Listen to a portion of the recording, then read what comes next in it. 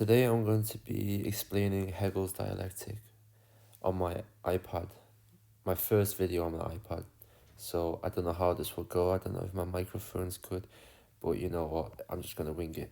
So Hegel's Dialectic, I'm going to tie this in with a theme, because I want this channel to be focused on one theme. That's how to make money, how to be the best version of yourself, how to, live a luxury lifestyle, being a millionaire. So I want to introduce all these ideas through videos that are like bite-sized.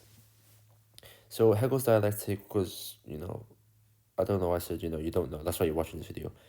Why did I say that? Sorry, okay, focus. So it was from a German philosopher called Hegel. I feel like all these philosophies are from German people. I don't know why. Like Zettelkasten. That's also from a German. Okay, okay, focus. I gotta stop overthinking.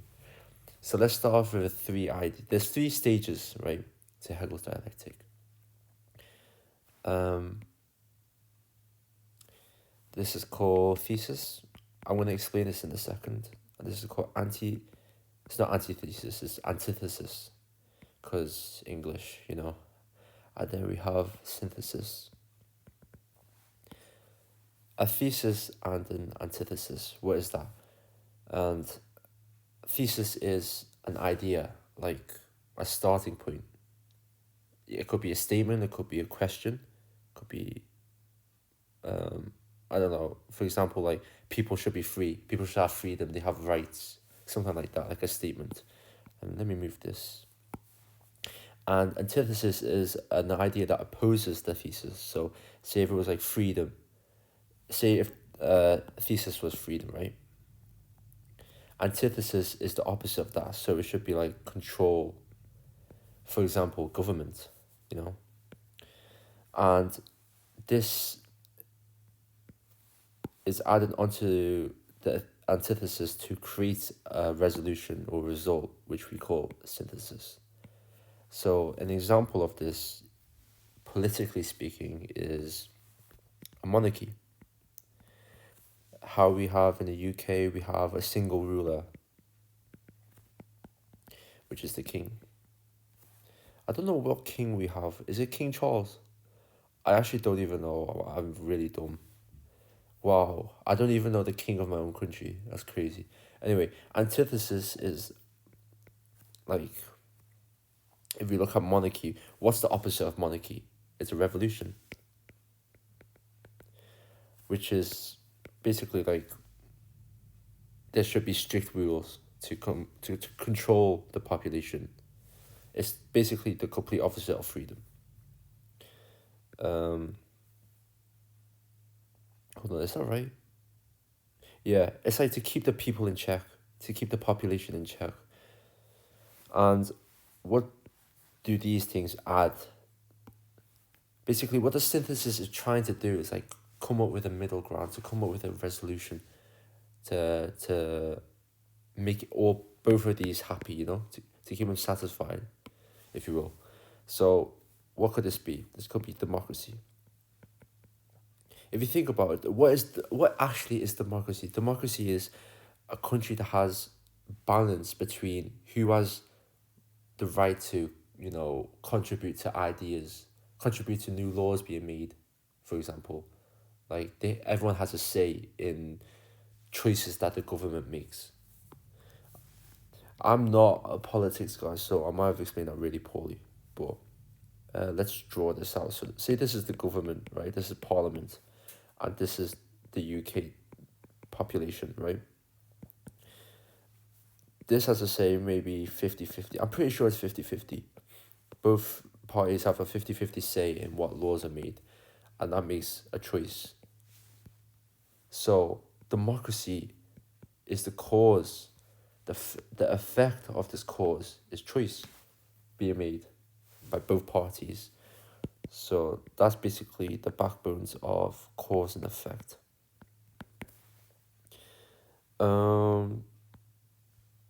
Yeah, people should have freedom, but what democracy aims to do is like, it ensures freedom, but it has certain rules to ensure like everyone's like well-being, everyone's well. I don't know how to explain it more than that, but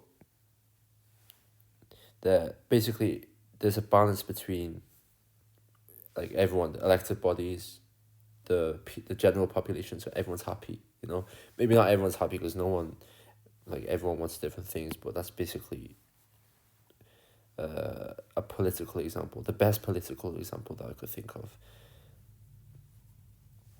So I want to link this to being a millionaire. How does that link to that? Let me draw a graph real quick. So let me draw me. This is me, okay, in this corner. And this is me now. So I'm 20 now, God. No, let me start, let me make my point. So my synthesis, what is my synthesis? Or what is the goal, the synthesis, the result, right? What's the result that I want? I'm going to make this all hypothetical. So $1 million, that's the synthesis, right?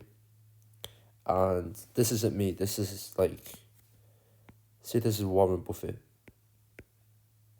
If you don't know who he is, he's a billionaire investor. I think he's the richest man in the world in like 20 something, I don't know, before Jeff Bezos. Anyways, say this is Warren Buffett at 8 years old, and this is him now at 95.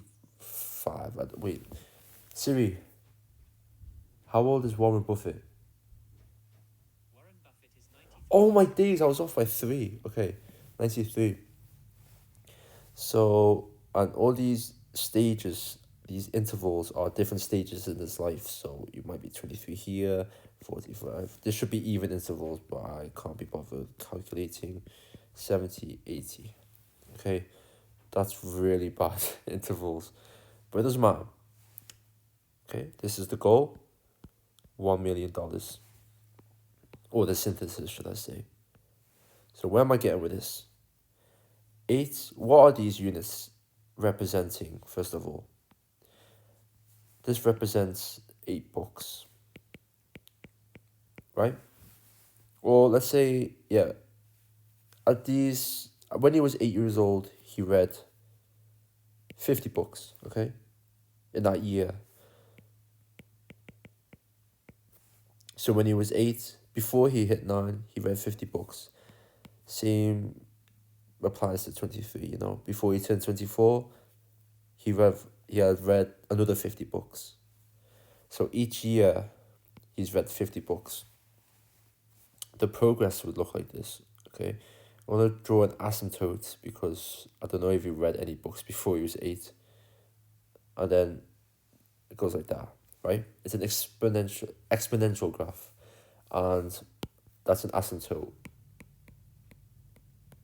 What that is like, this doesn't hit the bottom. It never hits 0. Because I'm not sure if he's ever read a book before that. Probably has, because he's G. Anyways, let me mark this here, here, here, here, here, and here. So as you can see, it's exponential. It's not a linear graph, you know. There's no correlation between books read and money earned.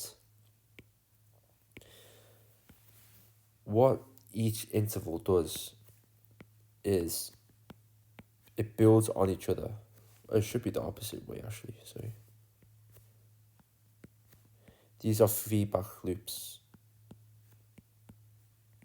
Wow, this is very bad drawing. So what do I mean by that? From when he was 8 years old to 23, he had read 50 books. And let me get the laser.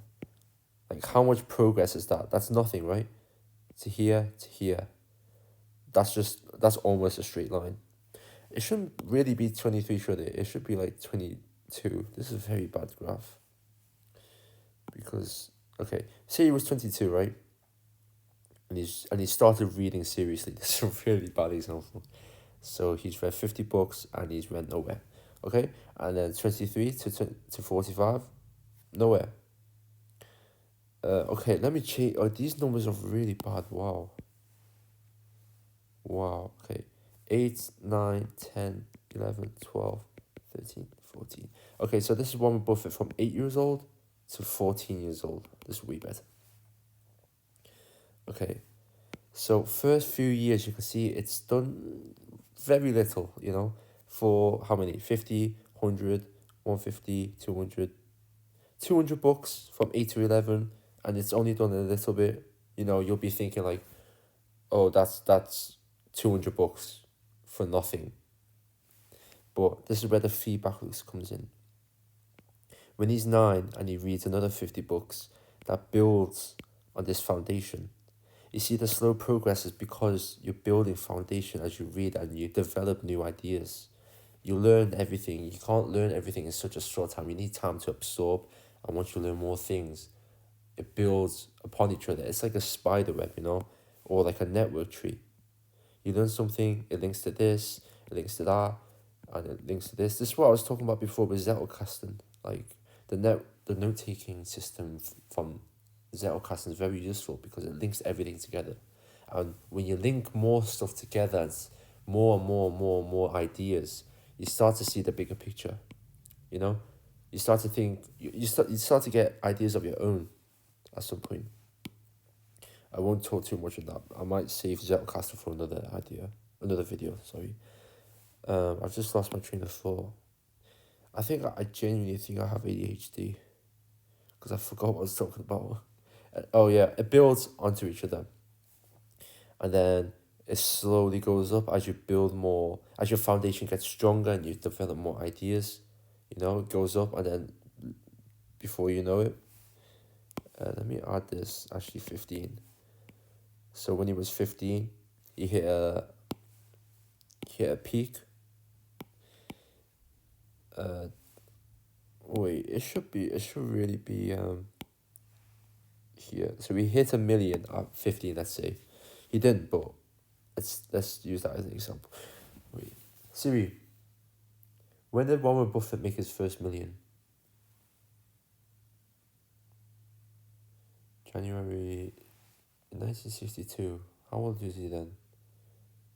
Oh, he was like 30 something. Damn, okay. Yeah, so we hit here. So he peaks as well. There's many factors to peaking at such a short rate. It's like you think it was like, what's that word called? Anomaly. You think it is an anomaly, but most of the time the synthesis, as you're talking about, a hidden factor in this equal sign is time. Time varies. There's a lot of factors that contribute to time. Like if thesis was another example, you're hungry, and the antithesis is not hungry. The resolution would be food, and that whole process of going from hungry to not hungry with food it could take minutes, But if it was like a monarchy thing, well, not monarchy, if it was like being rich and being not rich, and the synthesis is reading books, that could take years. It could take decades. Who knows?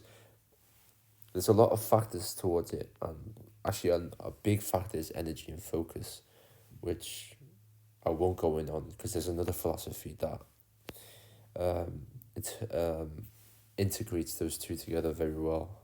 I won't go into here. Waffling a lot. I forgot what I was saying.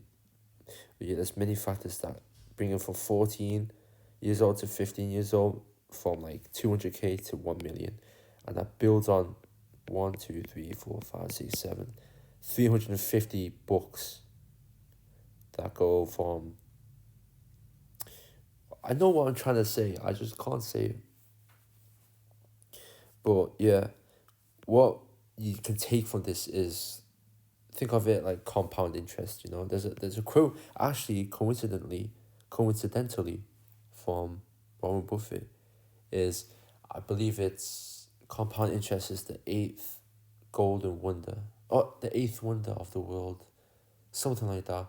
And he who does not understand it pays it. He who understands it earns. It might be the other way around, something like that. As you can see, compound interest is basically exponential growth. So you can see, boom, exponential. So it starts off little, starts off little. As you read more books, it gains more interest. And that value, the value of the books, the knowledge you gain is more, like it gains more value as you go on through your life. And as you mature, you take information differently. You start actually putting it to use. There's so many factors, but there'll be a point in time when it clicks and everything falls into place, and the synthesis is born. So that's how Hegel's dialectic is. That's how it works in my head. Like, it could be different, but it works for me. I understand the ideology this way. So yeah, I hope you enjoyed this video. Hopefully, I should start cutting down my waffle, but I think that's what makes my channel me. I just waffle a lot, and it gets ideas out there, and then it gets you thinking, it gets me thinking, and it invites more ideas. So yeah, I hope you enjoyed this video. Gonna try upload every time I learn something or every time I finish a book. Then I'll cover on here, because I feel like the best way to learn is by teaching, of course, hands-on teaching. I'm writing down, I'm sketching, I'm explaining it with my voice. I'm not just reading it. I'm mentally trying to take a note. But yeah, hopefully tomorrow I'm gonna make another video. I might just try to do daily uploads, and then over time you can see the progress of me learning and learning and learning. You can actually replace these books with me. We can actually do a live example. So I'm 20 now, so 21, 22, 23, 24, 25, 26, 27, 28. And say each dot, each synthesis is one video. No, in a year I could probably bust out like 100 videos. Or way more actually, because if it's daily uploads, I can get at least 250. So every year I'm doing 250 uploads, and then over time, who knows, I could hit 1 million subscribers. That's not what the channel's for. I don't care about views. I just want to learn or teach my cousins. That's the whole point of the channel. But who knows, man, time will take you places where you never expect to be. So who knows? Maybe when I'm 27, 7 years is the average time it takes to be a millionaire. Fun fact. So that's actually my coincidence. I'll be on thousands of videos of knowledge being built, and then I'll look back on my channel and see, wow, that's where the growth started. That's the process, that's the grind. I'll be looking back on each video thinking, every video contributed to where I am when I'm 27.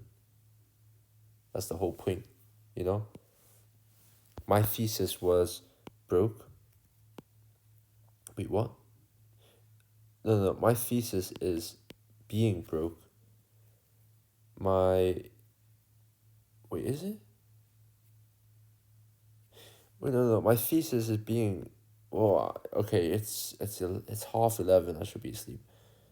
It's being rich, antithesis is being poor, synthesis is making videos, or converting ideas into videos.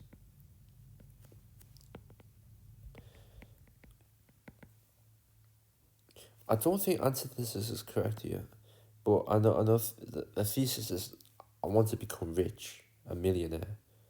Antithesis, oh my god, wait, why is that slipping my brain? What is antithesis for? Wait, what is antithesis if thesis is being rich? Let me ask GPT. Wow, I can't believe I don't even know this. Thesis being rich, antithesis is valuing simplicity and community. Well, no, I don't know. But you get the idea. I'm gonna build on this channel, bring some gems, And yeah, I hope to see you soon. I did the outro like 5 minutes ago, and somehow I'm still here. But yeah, hope you guys enjoyed it, and I'll see you tomorrow.